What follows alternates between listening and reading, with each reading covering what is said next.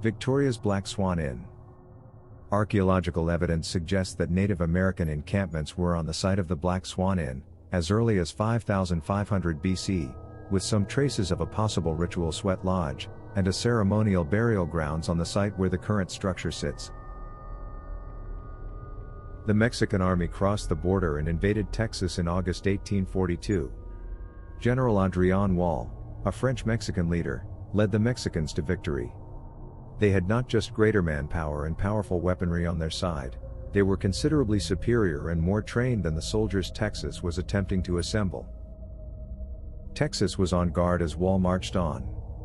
The alarm had been heard, and the Texans were scrambling to form a militia to combat Wall's assault. Colonel Matthew Caldwell, a veteran of the Texas Revolution, and a Mexican prisoner of war who had recently been released, was assigned with removing Wall's forces. In total, he managed to enlist the services of 220 fighters in his suicide mission. The strategy was simple: he dispatched 38 soldiers on horseback, on the only 38 horses suitable for duty, to entice the Mexicans into a choke point in the Salado Creek Plains. It was hoped that at the most, 50 men would join the courageous 38. Instead, after the 38, 200 Mexicans and 40 Cherokees were dispatched.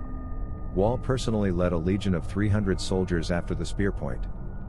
And it was at this point that a sequence of missteps began to erode Mexican superiority. The frontal assault was followed by a series of skirmishes. Caldwell caught the Mexican flanks off guard. The Mexican cavalrymen were pinned down by snipers. Hundreds of Mexican troops were falling like flies when guerrilla methods were used. Over 1,000 Mexicans had gathered across the field, but their volleys of musket and cannon fire never reached Caldwell's line, owing to a calculation error. The Mexicans had no option but to retreat after nearly 2 days. They were being slaughtered, and more crucially, their supplies had run out. Only one Texan, Stephen Jett, died as a result of Wall's return across the line. Caldwell created a killing field out of the earth where the Victoria Swan presently stands, on September 18, 1842. The historic hotel, which is named after Shakespeare's favorite bar, was erected in 1867. It has changed owners, been renamed, and rebuilt multiple times since then, notably following an arson attack in 1901, that caused the house to burn down. After the Civil War, German immigrant Heinrich Mahler bought the land, and turned it into a dairy farm in 1887, where he also constructed the first house for himself, and his wife Marie. Though they had a lovely life with their children on this farm, Marie died in 1923, and Heinrich died of lovesick sadness in 1925, never entirely getting over her death. One of the couple's children was Sarah Suzy Mahler. Her ghost returned to her childhood house after she died years after the property was sold. She hangs out on the stairwell and the terrace, taunting passers-by and singing and laughing like a maniac.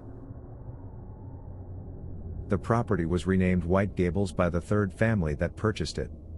The property was purchased and refurbished by a joint venture between the Holbrooks and the Woods. It was largely utilized as a nursing home for Mrs. Woods, who was elderly. The basement bedroom is considered to be where her ghost resides. It was a stifling environment in which she was confined and forgotten by her family, and where she died alone. The mansion was inherited by attorney Hall Park Street Jr. and Jolene Wood Street in 1952, from Jolene's mother, the late Claude Woods. Earl Stanley Gardner visited the residence numerous times, and penned some of the scripts that would ultimately be utilized for his famous television show, Perry Mason. Jolene Woods died of breast cancer in the house in 1959. Park Jr. was discovered dead in 1965, his necktie dangling from the rafters.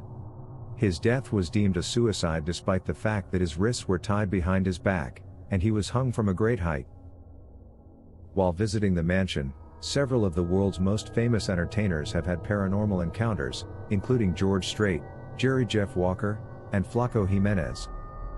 Other reports over the years are numerous. One of the accounts comes from a few years after the Black Swan was designated as a National Historic Landmark. According to the article, a few people saw what they assumed was a reenactment between Mexican and Texan soldiers, but it was over in the blink of an eye. A young lady dressed in a white gown, said to be the spirit of Jolene's mother, has been seen sitting on a bed in an upstairs room on several occasions, while Jolene herself has been seen roaming the property, aimlessly looking for something. Given her deep and devoted love to her spouse, it's often assumed she's always on the search for her husband. Native American apparitions have been reported in Salado Creek throughout the years, scaring off children fishing for invading their land, often accompanied by a faint drumming sound, and a distinct smell of smoke. In addition, at least one allegation has been made that spectral troops dressed in Texas and Mexican costumes are still fighting the combat that ended on that tragic day in 1842. It's been believed that you may sometimes hear an ancient military bugle being played, or perhaps see the ghost of a lone soldier strolling around the gazebo at the Black Swan. The former dairy farm of Henrik Mahler is another paranormal hotspot of the Black Swan Inn. Throughout the years, a trio of male ghosts have been sighted there, usually making loud sounds and even being captured on EVP shouting, "Get out!" A large man has been seen in the top window on occasion, and there has been a general sensation of hostility around the old barn. The staff claims to have heard a military trumpet blare on several mornings. There have also been reports of ghostly troops in the vicinity of the gazebo. Some residents of adjacent towns claim to occasionally smell smoke and hear faint drum noises. Joanne Rivera and her children moved into the historic home in 1990. She started her Victorian clothing manufacturing company out of the Black Swan, and then began renting out the building as a venue for special events. She claims after moving in that at random intervals, doors would swing open and then quickly slam shut. Lights would turn on inexplicably. The presence of a shadow man who would chat to them, and sometimes pinch them while they slept, was recounted in one of her young children's bedrooms. Following these claims, Rivera would see bruises on her daughter's legs in the mornings. The Rivera family devised nightly rituals to establish boundaries with the spirits, which proved to be beneficial in the end. She said one day when a maintenance crew was working upstairs, and remarked that one of the unoccupied chambers had a blonde child in a blue gown sitting alone. But the youngster had vanished when she went upstairs to check. She heard her generally quiet dog barking aggressively again one night. Her children were told to stay put. It was becoming dark by this time, so she walked into the kitchen to get a kitchen knife just in case. She went outdoors to the back porch, where the dog was whimpering. She noticed a ghost she had known as Dimitri, leaning against the former milking barn. He stands back and grins at me. It's like an extremely wicked grin. She yelled for him to go, but he refused, his teeth grinning at her. She hurried inside and phoned the local police. Dimitri was nowhere to be seen when they arrived. She gave the officer the name of the child. "Dimitri? Who is he?" the policeman said. "A demon?" At the inn, a segment of the television show Sightings was taped there.